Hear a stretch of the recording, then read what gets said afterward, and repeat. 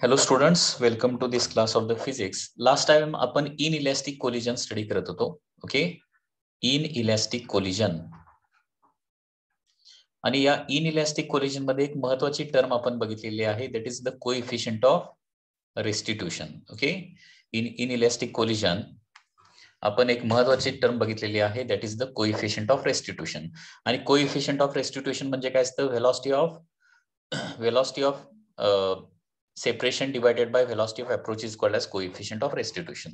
So inelastic collision ची आपण concept already बघितलेली आहे की ज्याच्यामध्ये काय होतं, मोमेंटम कन्झर्व होतं परंतु कायनेटिक एनर्जी मात्र कन्झर्व होत नाही. Okay, such type of collision is called as inelastic collision. Momentum is conserved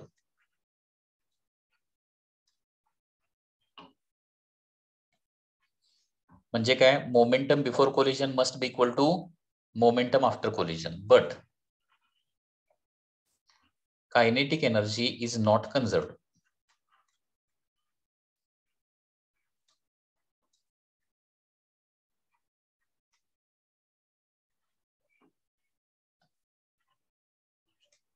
Okay, that is kinetic energy before collision is more and kinetic energy after collision is less. Okay, आता inelastic collision मध्ये सगळ्यात महत्त्वाचा formula काय आहे तर velocity of separation नेहमी आपण कसं काढणार आहे तर velocity of separation is equal to E into velocity of approach करायचं आहे. E into velocity of approach. Okay, velocity of separation is equal to E into velocity of approach. म्हणजे velocity of approach मिळालं त्याला E ने multiply केलं की त्याला आपल्याला काय मिळणार आहे, velocity of separation मिळणार आहे. लक्षात घ्या. ठीक आहे, आता velocity of separation चे काही एक्झाम्पल्स बघूया. For example, ball hitting on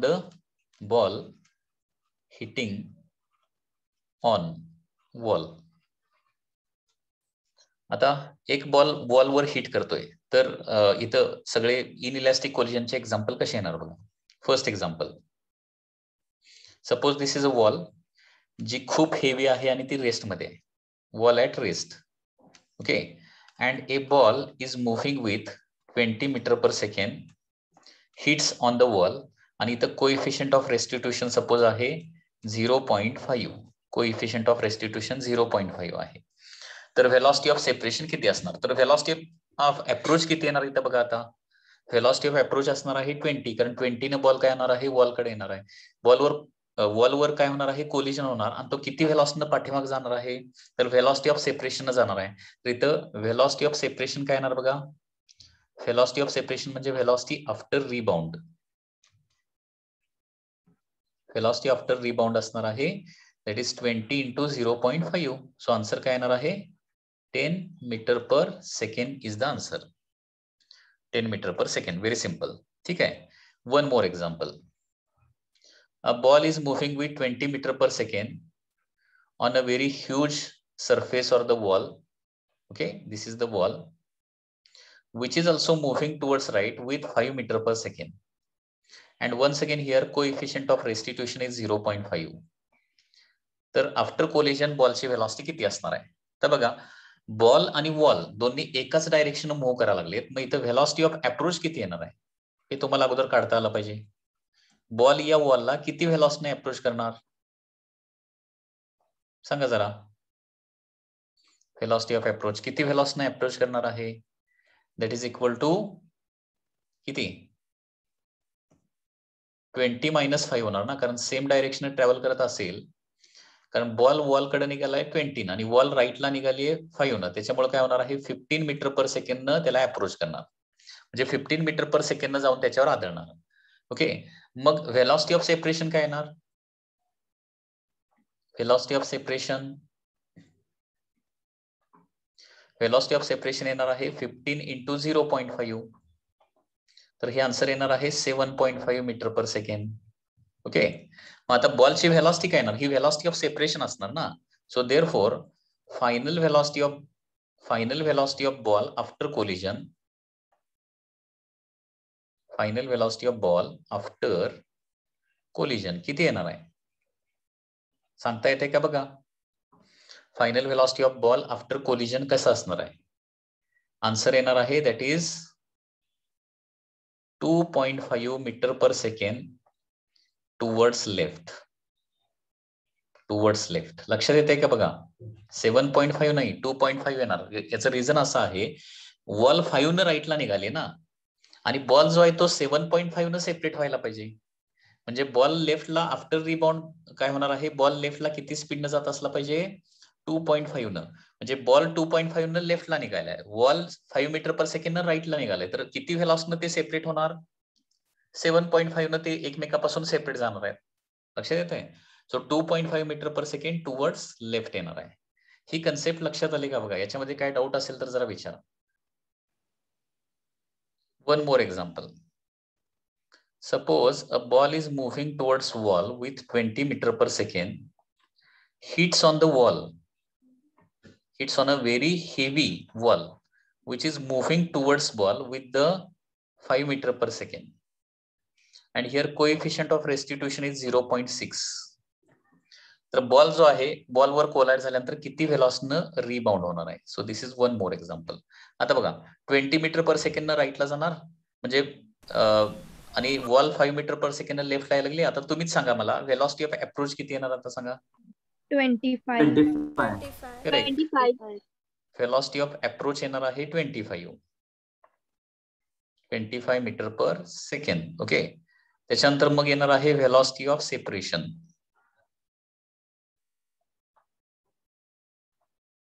velocity of separation. Velocity of separation कसं काढायचं असतं सांगा रे? E into velocity of approach. Coefficient of restitution into velocity of approach. Coefficient of restitution आहे 0.6 इंटू 25. किती येणार हे? 15 मीटर पर सेकंड. ठीक आहे. बघा, आता हे तुम्हाला लक्षात आलं की व्हेलॉसिटी ऑफ सेपरेशन असली पाहिजे 15 मीटर पर सेकंड. म्हणजे हा जो बॉल आहे ना, तो वॉल पासून 15 मीटर पर सेकंड न पाठीमागे जात असला पाहिजे, सेपरेट होत असला पाहिजे. 15 मीटर पर सेकंड न वॉल पासून सेपरेट होत असला पाहिजे ना. मग त्या बॉलची व्हेलॉसिटी किती पाहिजे? 20 मीटर पर सेकंड. बॉलची व्हेलॉसिटी पाहिजे 20 मीटर पर सेकंड ना, कारण बॉलकडे या लागली आहे 5 मीटर पर सेकंड. बरोबर आहे ना? वॉलची व्हेलॉसिटी तर कोलिजन नंतर ऍज इट इज राहते, हे लक्षात ठेवा. कारण कुठल्याही कोलिजन मध्ये खूप हेवी ऑब्जेक्ट असेल तर हेवी ऑब्जेक्टची व्हेलॉसिटी जनरली चेंज होत नाही, असं आपण तिथं कन्सिडर करतोय. तर लक्षात घ्या, बॉलची व्हेलॉसिटी ऍज इट इज 15 घेतली तर काय होणार? बॉल 15 न लेफ्टला निघालाय आणि वॉल त्याच्याकडे 5 न येत असेल तर सेपरेशनची व्हेलॉसिटी 15 नाही येणार ना, 10 येणार आहे. 10 येणार. बरोबर आहे ना? मग बॉल जर 20 न लेफ्टला जात असेल आणि वॉल पण 5 न लेफ्टला जात असेल तर व्हेलॉसिटी ऑफ सेपरेशन येणार, म्हणजे बॉल जो आहे तो वॉल पासून किती व्हेलॉसिटीनं सेपरेट होणार आहे?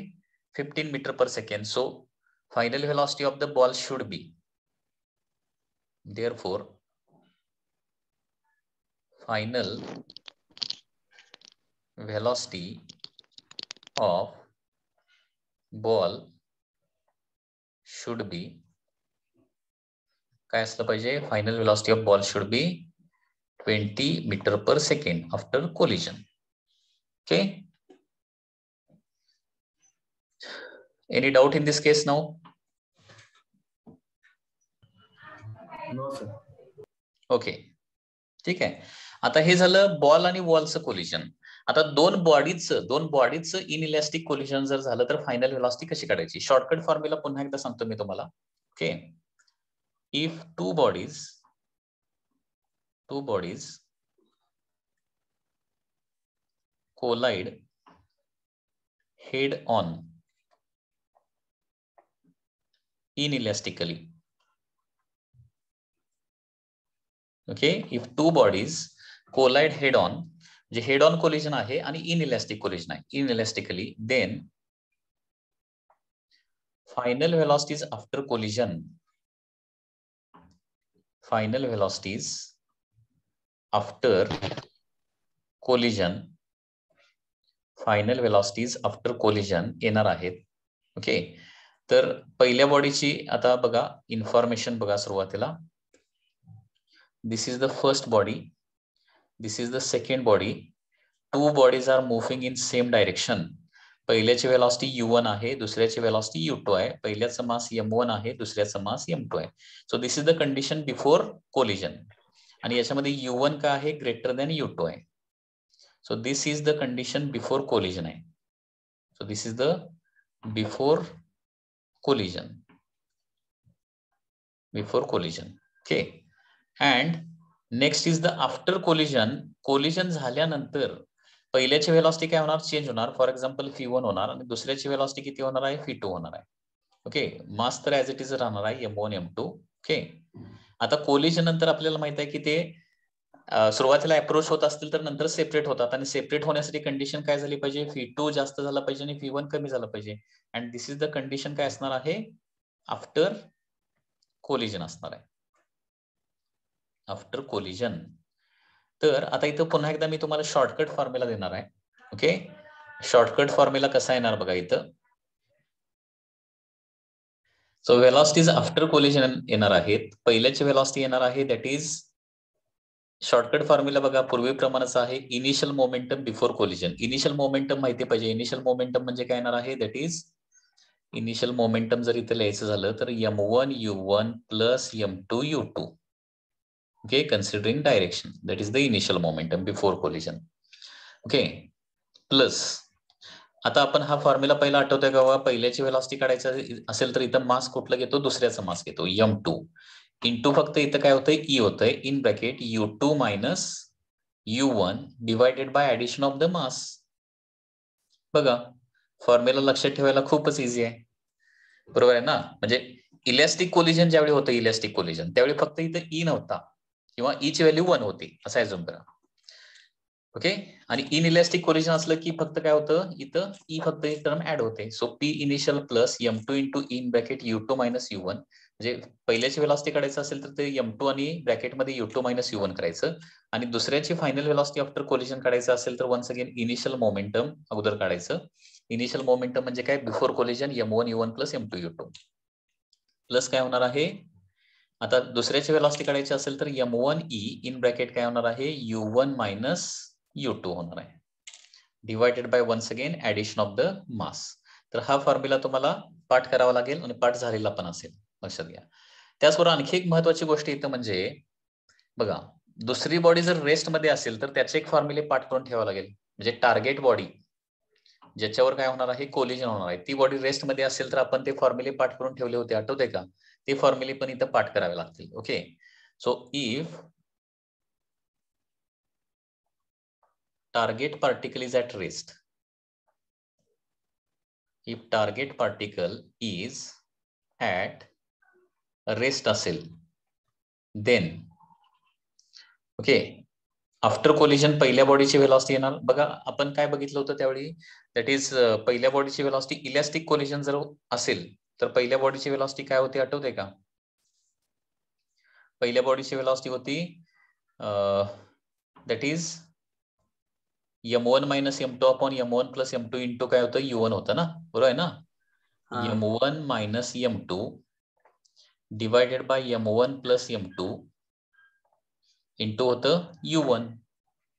इथं फक्त थोडंसं चेंज होतंय, m1 मायनस em2 फक्त होतंय, m1 minus em2 divided bye, म्हणजे टार्गेट पार्टिकल रेस्टला असेल आणि इलॅस्टिक कोलिजन असेल तर फायनल वेलॉसिटीचा फॉर्म्युला होता difference of mass divided by addition of mass into u1. कारण सेकंड पार्टिकलची इनिशियल वेलॉसिटी u2 काय झिरोच असणार आहे. Target particle is at rest म्हणजे काय, u2 इज इक्वल टू 0. ठीक आहे. आणि u1 काहीतरी असणार आहे. So v1 is equal to m1 minus em2 divided by m1 plus m2. Okay. आणि दुसऱ्याची वेलॉसिटी बघा 2m2 होतं ना, तर 2m1 होतं, sorry 2m1 divided by m1 plus m2 into u1 होतं. तर त्याच्याऐवजी m1 plus 2m1 sorry em1 plus em1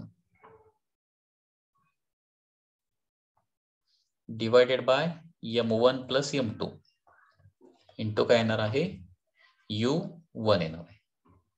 जे सेकंड पार्टिकलची व्हेलॉसिटी होती 2m1 divided by m1 plus m2 into u1 कधी इलॅस्टिक कोलिजन असेल तर, आणि सेमी इलॅस्टिक किंवा इनइलॅस्टिक असेल तर हे फॉर्म्युले या पद्धतीनं चेंज होत आहेत. ठीक आहे. आता परफेक्टली इलॅस्टिक कोलिशन मध्ये अजिबात कायनेटिक एनर्जीचा लॉस होत नव्हता. इथं मात्र काय असणार आहे, लॉस ऑफ कायनेटिक एनर्जी असणार आहे. तर लॉस ऑफ कायनेटिक एनर्जी म्हणजे काय करावं लागेल तुम्हाला, हे एक डेरिवेशन करावं लागणार आहे, लक्षात घ्या. आणि डेरिवेशन न फायनल आन्सर येणार आहे, पण डेरिवेशन आपण करत बसणार नाहीये इथं, लक्षात घ्या. इनिशियल कायनेटिक एनर्जी म्हणजे half m1 u1 square plus half m2 u2 square, आणि फायनल कायनेटिक एनर्जी असणार आहे half m1 v1 square plus half m2 v2 square. आणि इनइलॅस्टिक कोलिजन मध्ये नेहमी कायनेटिक एनर्जीचा लॉस होतो, त्याच्यामुळे फायनल कायनेटिक एनर्जी ही कमी असणार आहे, इनिशियल कायनेटिक एनर्जी ही जास्त असणार आहे. आणि लॉस ऑफ कायनेटिक एनर्जी म्हणजे initial kinetic energy minus final kinetic energy येणार आहे. ओके, तर त्याचा फायनल डेरिवेशन नंतर फॉर्म्युला काय येणार बघा, loss of kinetic energy, loss of kinetic energy in semi elastic किंवा inelastic collision. Okay, semi elastic और inelastic collision. Loss of kinetic energy in semi elastic, semi इलॅस्टिकलाच दुसरा वर्ड काय आहे, inelastic collision. Loss of kinetic energy in, कारण इथे in elastic असं दोन वेळा होतंय, म्हणून सेमी इलॅस्टिक काही वेळेला आपण वर्ड वापरतो. ओके, तर लॉस ऑफ कायनेटिक एनर्जी लक्षात ठेवायचा शॉर्टकट फॉर्म्युला असा सांगतोय मी, that is delta K is equal to half into reduced mass, half into mu into relative velocity square, relative velocity square in bracket 1 minus e square. हे बघा, लक्षात ठेवायला formula सोपा आहे बघा. कायनेटिक एनर्जीचा फॉर्म्युला काय असतो, basic formula half m v square असतो ना. फक्त काय करायचं आहे, इथं हाफ m च्या ऐवजी म्यू लिहायचं. ओके, फी स्क्वेअर ऐवजी काय होतं, फी स्क्वेअरच यायचं, फक्त रिलेटिव्ह व्हेलॉसिटी स्क्वेअर करायचं इंटू 1 मायनस ई स्क्वेअर फक्त करायचंय, 1 मायनस ई स्क्वेअर. ठीक आहे, so this is the formula for the loss of kinetic energy, shortcut formula ह्या इन सेमी इलॅस्टिक और इन इलॅस्टिक कोलिजन. तर याच्यामध्ये म्यू कसं काढायचं, म्यू म्हणजे रिड्युस्ड मास असतं. रिड्युस्ड मासचा फॉर्म्युला मी सांगितलाय, आठवतोय का कधीतरी, रिड्युस्ड मासचा formula m1 m2 upon m1 plus m2, म्हणजे दोन बॉडीज कोलाइड होत असतील, इंटरॅक्ट होत असतील, तर त्यांचा रिड्युस्ड मास हा अनेक ठिकाणी फॉर्म्युला यूज केला जातोय, लक्षात घ्या. तर रिड्युस्ड मासचा फॉर्म्युला असतो m1 m2 divided by m1 plus m2. आणि रिलेटिव्ह व्हेलॉसिटी तर तुम्हाला माहित आहे, रिलेटिव्ह व्हेलॉसिटी बिफोर कोलिजन, कारण बिफोर कोलिजनचीच व्हेलॉसिटी आपल्याला माहित असणार आहे. रिलेटिव्ह व्हेलॉसिटी म्हणजे काय, तर फर्स्ट पार्टिकलची व्हेलॉसिटी मायनस सेकंड पार्टिकलची velocity, that is the relative velocity. Okay, आणि ई म्हणजे कोएफिशियंट ऑफ रेस्टिट्यूशन नेहमीप्रमाणे. ठीक आहे, तर हे लक्षात ठेवा. Loss of kinetic energy in inelastic collision will be given by formula half M V square प्रमाणेच असणार आहे, half M V square. M ऐवजी म्यू घ्यायचा आहे, फी स्क्वेअर ऐवजी रिलेटिव्ह व्हेलॉसिटी स्क्वेअर घ्यायचा आहे, इंटू 1 मायनस ई स्क्वेअर ही extra term फक्त तिथं ऍड करायची आहे. ओके, आफ्टर दॅट आणखी एक महत्वाची गोष्ट म्हणजे इथं चेंज इन मोमेंटम किंवा इम्पल्सचा फॉर्म्युला काय असणार आहे during the collision. Okay, change in momentum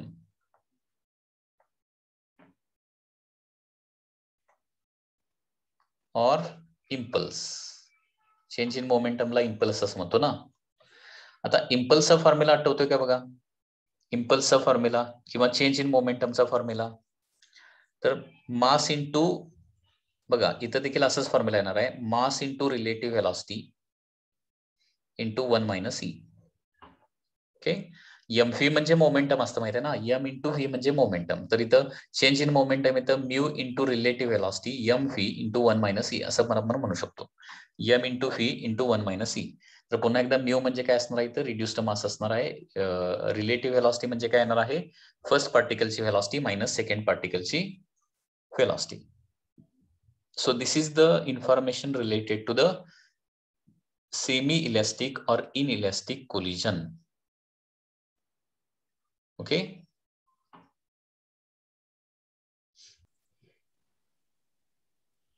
आता इथं इनइलॅस्टिक कोलिजन मध्ये हे फॉर्म्युले लक्षातच जर राहिले नाहीत काही वेळेला, किंवा याच्यापेक्षा वेगळं काहीतरी कॅल्क्युलेशन आलं, तर याचं फंडामेंटल काय आहे किंवा बेसिक फॉर्म्युला काय आहे लक्षात घ्या फॉर इनइलॅस्टिक कोलिजन. हे या स्टेप्स कधीही चेंज होणार नाहीयेत for inelastic collision. Okay, basic formula ज्याच्यावरून हे इनिशियल वेलॉसिटी फायनल वेलॉसिटी आलेला आहे तो बेसिक फॉर्म्युला काय आहे तर for inelastic collision, इनइलॅस्टिक collision okay, पहिली गोष्ट म्हणजे काय होणार आहे तर मोमेंटम कन्झर्व होत आहे. म्हणजे काय करायचं m1u1 plus m2u2 is equal to काय करायचं m1v1 प्लस m2v2 करायचं. तर हा पहिला फॉर्म्युला येणार आहे, लक्षात घ्या. m1u1 plus m2u2 is equal to m1v1 plus m2v2 म्हणजे momentum before collision is equal to momentum after collision. आणि दुसरा फॉर्म्युला आहे येणार आहे that is velocity of separation that is v2 minus v1 is equal to काय असणार आहे e times u1 minus u2. या दोन फॉर्म्युल्याचं तुम्ही कॉम्बिनेशन केलं, लक्षात घ्या. हे दोन फॉर्म्युले काय केले तुम्ही सॉल्व्ह केले तर तुम्हाला हे v1 v2 चे किंवा फायनल व्हेलॉसिटीचे फॉर्म्युले मिळतात. तर हे बेसिक फॉर्म्युले आहेत असं आपण म्हणू शकतो. ओके, म्हणजे कुठलाही प्रॉब्लेम या डायरेक्ट त्या शॉर्टकट फॉर्म्युल्याने यूज करू शकता किंवा ही मेथड वापरली तरी चालेल. म्हणजे फक्त इलॅस्टिक आणि इनइलॅस्टिक कोलिजन मध्ये फरक काय, हा तर फॉर्म्युला ऍज इट इज आहे m1u1 plus m2u2 is equal to m1v1 plus m2v2. दुसरा फॉर्म्युला काय होता इलॅस्टिक कोलिजन मध्ये v2 minus v1 is equal to u1 minus u2 होता. फक्त तिथं e फक्त ऍड झालेला आहे, एवढंच चेंज आहे, बाकी काही नाहीये. ओके, एक एक्झाम्पल बघूया. एक्झाम्पल म्हणजे शॉर्टकट फॉर्म्युल्यानं पण सॉल्व्ह करूया आणि या मेथडनं पण सॉल्व्ह करूया. Okay, for example 2 spheres of masses, 2 spheres of masses 2 kg and 3 kg moving with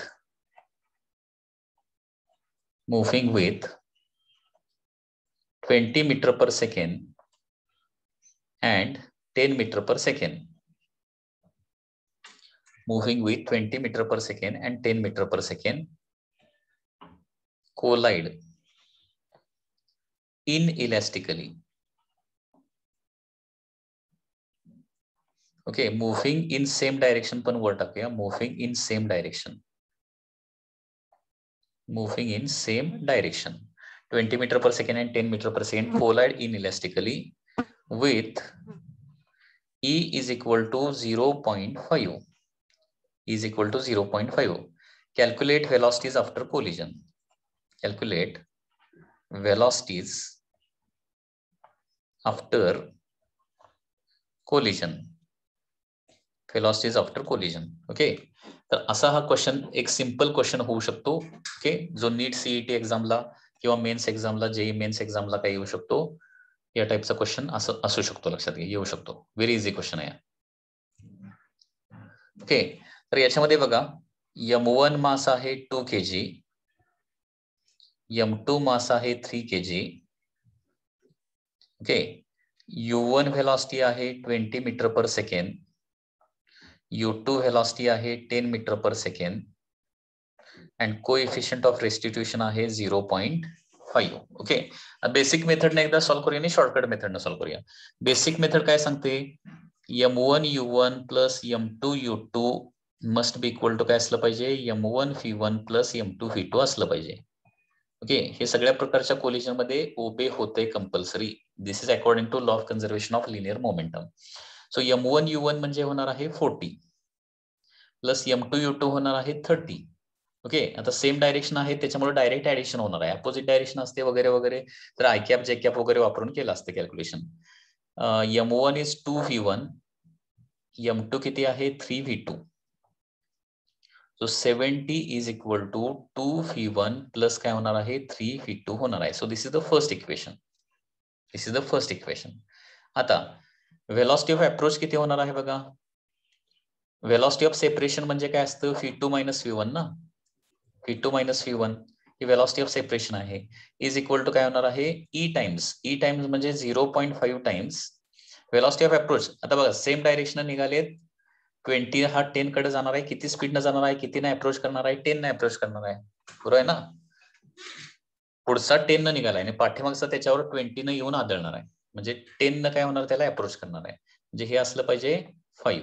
आता दोन इक्वेशन मिळाले, सॉल्व्ह करायचं आहे. ओके, सो देअरफॉर आता या इक्वेशनला ओके पुन्हा एकदा हे इक्वेशन वन अबव अनदर लिहितो. 3v2 plus 2v1 is equal to, ते उलट लिहितो थोडस, 3v2 plus 2v1 is equal to 70. हे तुमचं फर्स्ट इक्वेशन आहे ऍज इट इज. आणि सेकंड इक्वेशनला काय करतो, दॅट इज 2 न मल्टिप्लाय करतो. 2 न मल्टिप्लाय केल्यावर काय होणार आहे, 2v2 minus 2v1 is equal to काय होणार, हे 10 होणार आहे. ओके, आता या दोन इक्वेशनचं ऍडिशन केलं तर काय होणार आहे, 5v2 इज इक्वल टू होणार आहे 80. सो सेकंड पार्टिकलची व्हेलॉसिटी आफ्टर कोलिजन होणार आहे that is 80 divided by 5. So answer येणार आहे 16 मीटर पर सेकंड. ओके, ही व्हेलॉसिटी होणार आहे सेकंड पार्टिकलची व्हेलॉसिटी.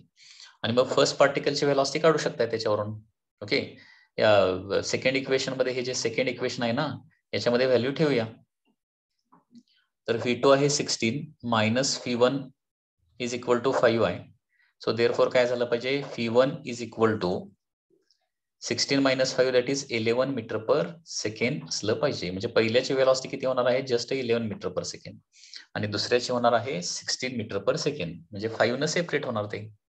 ठीक आहे, ही झाली जनरल मेथड किंवा बेसिक मेथड. आणि शॉर्टकट मेथडनं कसं होतंय बघा. आता शॉर्टकट मेथडनं बघा, सुरुवातीला पी इनिशियल काढून ठेवूया, जे आपल्याला दोन्ही फॉर्म्युल्यामध्ये लागणार आहे. पी इनिशियल म्हणजे m1 u1 plus m2 u2, आणि हे कॅल्क्युलेशन आपण आता इथे केलंय बघा. 40 प्लस 30 म्हणजे काय होणार आहे, 70 होणार आहे पी इनिशियल. आता पहिल्या पार्टिकलची व्हेलॉसिटी काय असते, P initial plus m2e in bracket u2 minus u1 divided by काय होणार आहे, addition of mass. Okay, so therefore first पार्टिकलची व्हेलॉसिटी, ओके, फर्स्ट पार्टिकलची व्हेलॉसिटी किती होणार बघा, v1 is equal to 70 plus m2 किती आहे, m2 आहे 3 into 0.5 u2 minus u1, u2 minus u1 म्हणजे होणार आहे -10. Okay, divided by total mass is 5. So numerator बघा 70 मायनस होणार, बरोबर आहे ना. 70 मायनस 1.5 इंटू 10 म्हणजे 15 डिवायडेड बाय 5. सो v1 होणार आहे that is equal to 55 divided by 5 that is equal to 11 metre per second. So this is the velocity of the first body. And the velocity of second body, p initial direct आता values लिहितो मी इथं. 70 plus काय करणार आपण, m1 into e करणार ना. आता v2 काढायचं असेल तर m1 इंटू e म्हणजे 2 इंटू 0.5 म्हणजे 1 in bracket u1 minus u2 करणार. सो u1 मायनस u2 म्हणजे 10 होणार आहे, divided by total mass that is equal to 5. म्हणजे आन्सर किती होणार आहे, that is 80 divided by 5. So answer काय येणार आहे, 16 metre per second. Okay, so this is the answer. इथं चेंज इन मोमेंटम और चेंज इन इम्पल्सच्या फॉर्म्युल्यामध्ये एक करेक्शन आहे. तर चेंज इन मोमेंटम और इम्पल्स असणार आहे new relative velocity into 1 minus e लिहिलं होतं, ते 1 प्लस ई होणार आहे. Okay, also loss of kinetic energy देखील कॅल्क्युलेट करू शकतो आपण इथं. लॉस ऑफ कायनेटिक एनर्जी, आता लॉस ऑफ कायनेटिक एनर्जी आपण ह्या सगळ्या व्हॅल्यू मिळाल्यानंतर डायरेक्ट कॅल्क्युलेशन पण करू शकतो. म्हणजे half m1 v1 square plus half m2 v2 square. Okay, ही फायनल कायनेटिक एनर्जी येणार आहे. मायनस इनिशियल म्हणजे half m1 u1 square half m2 u2 square. हे डायरेक्ट इथं मास आहे, व्हेलॉसिटी सगळे आहे, त्याच्यामुळे त्याच्यावरून देखील कॅल्क्युलेट करू शकता. किंवा आपला shortcut formula half into reduced मास into relative velocity square into 1 minus E square असा फॉर्म्युला आहे ना. याच्यामध्ये जस्ट व्हॅल्यू ठेवून शॉर्टकट फॉर्म्युला देखील काढू शकतो. सो हाफ रिड्युस्ड मास असणार आहे m1 m2 upon m1 plus m2. Okay, म्हणजे इथं आता मासेस किती आहेत, 2 आणि 3 आहेत ना. 2 इंटू 3 6, 2 प्लस 3 5. रिलेटिव्ह व्हेलॉसिटी किती आहे, रिलेटिव्ह व्हेलॉसिटी म्हणजे पाठीमागच्याची 20 पुढच्याची 10 आहे. रिलेटिव्ह व्हेलॉसिटी म्हणजे किती येणार आहे, सेम डायरेक्शन ट्रॅव्हल करत असतील तर रिलेटिव्ह व्हेलॉसिटी म्हणजे व्हेलॉसिटीचं सबट्रॅक्शन, ते येणार आहे 10 आहे ना, 10 चा स्क्वेअर. सो 10 चा स्क्वेअर म्हणजे डायरेक्टली इथं 100 लिहितो. आणि कोएफिशियंट ऑफ रेस्टिट्यूशन आहे 0.5, त्याचा स्क्वेअर येणार आहे 0.25. तर इथं लॉस ऑफ कायनेटिक एनर्जी बघा, 2 न 6 ला डिवाइड केलं तर 3, 5 न 100 ला डिवाइड केलं हे 20, 60 in bracket 0.75. Okay, so 45 joule is the loss of kinetic energy. 45 joule एवढी काय येणार आहे लॉस ऑफ कायनेटिक एनर्जी होणार आहे delta K during the collision. म्हणजे लॉस ऑफ कायनेटिक एनर्जी कुठं होतंय इन इलॅस्टिक कोलिजन मध्ये. इलॅस्टिक कोलिजन मध्ये अजिबात लॉस ऑफ कायनेटिक एनर्जी होत नाही. ओके, आता इथे इम्पल्स पण काढूया. इम्पल्स ड्युरिंग कोलिजन किती असेल? इम्पल्स ड्युरिंग कोलिजन, आता इम्पल्स ड्युरिंग कोलिजन बघा, इम्पल्स म्हणजे change in momentum of one body. कुठलीही एक बॉडी जी आहे त्याची काय करायचं आहे आपल्याला चेंज इन मोमेंटम काढायचं आहे म्हणजे impulse. For example first body घेतली तर त्याचा मास आहे m1 आणि त्याची व्हेलॉसिटी किती होती? Initial velocity u1, final velocity किती? v1, बरोबर आहे ना. म्हणजे इम्पल्स ड्युरिंग कोलिजन हे सगळ्या व्हॅल्यू जर माहित असतील तर तुम्ही असं काढू शकताय. बघा, इनिशियल मोमेंटम किती असणार m1 u1 आणि फायनल मोमेंटम किती होणार m1 v1. म्हणजे इम्पल्स म्हणजे चेंज इन मोमेंटम. तर पहिल्याचं मास किती होतं? पहिल्याचं मास होतं दॅट इज 2 ना. पहिल्याचं मास होतं 2. पहिल्याची व्हेलॉसिटी होती 20 आणि पहिल्याची फायनल व्हेलॉसिटी आफ्टर कोलिजन किती होणार आहे 11. म्हणजे इथं इम्पल्स होणार आहे 2 × 9 म्हणजे किती होणार आहे 18 kg metre square. Okay, kg metre per second, sorry kg metre per second. आपल्या शॉर्टकट फॉर्म्युलाने एवढीच व्हॅल्यू येते का थोडंसं चेक करून बघूया. जस्ट इम्पल्सचा फॉर्म्युला काय बघितला होता आपण? That is reduced mass. Reduced mass किती येते रे? 6/5 येते ना. बघा फॉर्म्युला लिहितो अगोदर. बघा, रिड्युस्ड मासचा फॉर्म्युला होता म्यू. रिड्युस्ड मास होतं mu into relative velocity into 1 + e, एवढाच फॉर्म्युला आहे. ओके, हा शॉर्टकट फॉर्म्युला आहे. यांना आन्सर काय येते बघूया. रिड्युस्ड मास असणार आहे 6/5, बरोबर आहे ना. Multiplication bye addition 6/5. Relative velocity येणार आहे म्हणजे कोलिजनच्या अगोदरची रिलेटिव्ह व्हेलॉसिटी. कोलिजनच्या अगोदर एक 20 नव्हता, दुसरा 10 नव्हता, म्हणजे रिलेटिव्ह व्हेलॉसिटी आली 10 इंटू 1 + e म्हणजे 1.5 होणार आहे, बरोबर आहे ना. 1 + 0.5 म्हणजे 1.5. ओके, म्हणजे 12 × 1.5 म्हणजे आन्सर किती येणार आहे 18च येते. 18 किलोग्रॅम मीटर पर सेकंड, बरोबर आहे ना. म्हणजे या पद्धतीने शॉर्टकट फॉर्म्युला वापरून पण काढू शकताय किंवा सगळ्या व्हॅल्यूज माहिती असेल तरी देखील तुम्ही इम्पल्स किंवा चेंज इन मोमेंटम कॅल्क्युलेट करू शकताय. ओके, तर इथं आपण काय बघितलं? इन इलॅस्टिक किंवा सेमी इलॅस्टिक कोलिजन बघितलं. आता याच्यानंतर थर्ड टाइप ऑफ कोलिजन जे आहे that is perfectly inelastic collision. Okay, perfectly inelastic collision. आता परफेक्टली इनइलॅस्टिक कोलिजन म्हणजे काय? तर after collision two bodies sticks together and moves with a common velocity. Okay, perfectly inelastic collision म्हणजे काय? The collision in which, okay,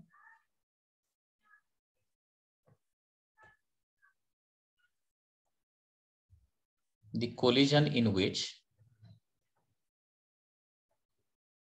collision in which two bodies after collision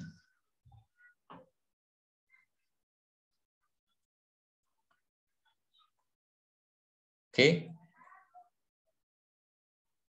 moves with common velocity.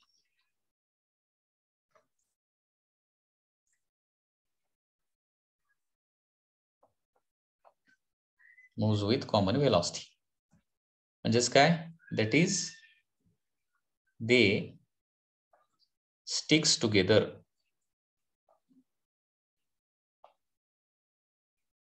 Sticks together. Perfectly inelastic कोलिजनचं एक example जर सांगायचं झालं, एक mud ball आपण घेतला आणि भिंतीवर फेकून मारला, तर बिफोर कोलिजन काहीतरी व्हेलॉसिटी असणार, आफ्टर कोलिजन तो रिबाउंड अजिबातच होत नाही. किंवा आपण म्हणू शकतो असं की परफेक्टली इनइलास्टिक कोलिजन मध्ये व्हेलॉसिटी ऑफ सेपरेशनच नसते. व्हेलॉसिटी ऑफ सेपरेशन काय असते? 0 असते. In this collision there is certain velocity of approach but velocity of separation is always 0. velocity of separation काय असणार आहे? is 0 असणार आहे. velocity of separation is 0 आणि velocity of separation जर 0 असेल तर E काय येणार आहे? 0 येणार, कारण velocity of separation divided by velocity of approach म्हणजे E असतं ना. सो E ची व्हॅल्यू, कोएफिशियंट ऑफ रेस्टिट्यूशन ची व्हॅल्यू काय येते? 0 येते. फॉर एक्झाम्पल, क्रिकेटमध्ये जर परफेक्टली इनइलास्टिक कोलिजन झालं तर काय होईल? म्हणजे बॉलरनं फेकला, बॅट्समनच्या बॅटवर जाऊन आदळला. परफेक्टली इनइलास्टिक कोलिजन झालं तर किती रन्स मिळतील? सांगू शकताय? 0. Zero. बॉलच पुढे जाणार. बॉल काय होणार? बॅटला चिटकणार. चिकटून बसणार, बरोबर आहे ना? So that is the perfectly inelastic collision. किंवा परफेक्टली इनइलास्टिक कोलिजनचा आणखी एक एक्झाम्पल काय? Suppose there is a pendulum like this. Pendulum, a bullet is fired from a gun. Bullet fire केली आणि बुलेट या पेंड्युलम मध्ये जाऊन घुसून बसली आणि दोघेही एका कॉमन व्हेलॉसिटीने आता पुढे निघालेत. हे देखील काय होणार आहे? परफेक्टली इनइलास्टिक कोलिजन होणार. Okay, a bullet is fired on the pendulum. Okay, during collision bullet gets embedded okay into the that bob मध्ये बुलेट घुसून बसते and after collision they move with the common velocity forward. म्हणजे दोघांची after collision velocity same असणार. After collision velocity same असेल तर velocity of separation येणारच नाही ना. Okay, so velocity of separation 0 म्हटलं की त्याला काय म्हणायचं? परफेक्टली इनइलास्टिक कोलिजन असं म्हणायचं. Perfectly inelastic collision. ओके, तर परफेक्टली इनइलास्टिक कोलिजन मध्ये आता फॉर्म्युले खूप इझी आहेत याचे. मग आता फॉर्म्युले खूपच इझी आहेत. ओके, व्हेलॉसिटीज आफ्टर कोलिजनचे फॉर्म्युले ओके कसे येणार बघा.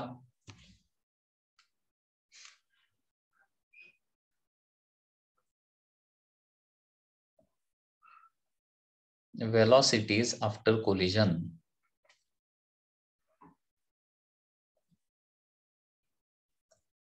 Velocities after collision. बघा, जस्ट फॉर्म्युले लिहितो पुन्हा एकदा. Final velocity of the first body, पहिल्या बॉडीची फायनल व्हेलॉसिटी आफ्टर कोलिजन काय येणार आहे? Initial momentum okay plus m2 into e in bracket u2 minus u1 होतं ना. मग आता इथे ही टर्म काय होईल रे सांगा? ईच 0 झालं ना. ई 0 झाल्यामुळे ही टर्मच 0 होणार आहे. म्हणजे फायनल फॉर्म्युला काय होणार आहे? ही टर्म लिहायचीच नाही आता. मग P initial divided by total मास म्हणजेच काय होणार आहे? m1 u1 plus m2 u2 divided by m1 plus m2. So this is the final velocity after collision of the first body. आणि सेकंड बॉडीची मग किती येणार? तेवढीच येणार. Reason is that after collision दोघांची व्हेलॉसिटी सेम असली तरच व्हेलॉसिटी ऑफ सेपरेशन 0 येणार ना. म्हणजे आफ्टर कोलिजन व्हेलॉसिटी 0 म्हणत नाही मी, व्हेलॉसिटी ऑफ सेपरेशन 0 म्हणतोय, हे लक्षात घ्या. Okay, so after collision first बॉडीची व्हेलॉसिटी आणि सेकंड बॉडीची व्हेलॉसिटी तेवढीच येणार आहे. तर total initial momentum divided by m1 plus m2. Okay, that is the velocities after collision. आता लॉस ऑफ कायनेटिक एनर्जी सगळ्यात जास्त कुठं असतो? परफेक्टली इनइलास्टिक कोलिजन मध्ये. ओके, म्हणजे फॉर एक्झाम्पल परफेक्टली इनइलास्टिक कोलिजनचं एक्झाम्पल ऍक्सिडेंट पण आपण देऊ शकतो. कार आणि ट्रक अपोजिट डायरेक्शन आलेत, एकमेकावर कोलाइड झालेत आणि कोलिजन तर कार काय झाली? ट्रक मध्ये घुसून बसली आणि ट्रक आणि कार एकाच डायरेक्शन काय करायला लागलेत? मूव्ह करायला लागलेत, निघालेत. तर त्या केसमध्ये काय होणार आहे? ते परफेक्टली इनइलास्टिक कोलिजन होणार. ओके, कार आणि ट्रकचं कोलिजन झालं. कार ट्रक मध्ये घुसून बसली आणि ट्रक आणि कार घुसून बसलेली कार जी आहे ते काय होतात? एका सर्टन कॉमन व्हेलॉसिटीने निघालेत. Okay, so that is one more example of the perfectly inelastic collision. तर परफेक्टली इलॅस्टिक कोलिजन मध्ये loss of kinetic energy maximum असतो. म्हणजे किती येणार बघा,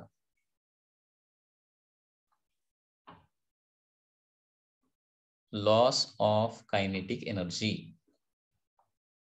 तोच फॉर्म्युला पुन्हा एकदा.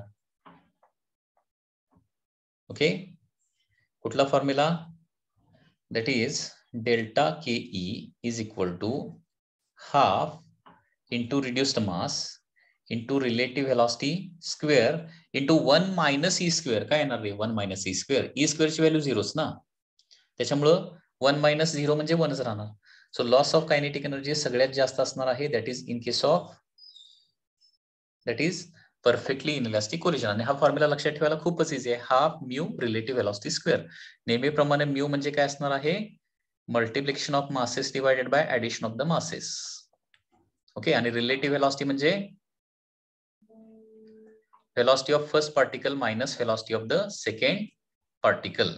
Okay,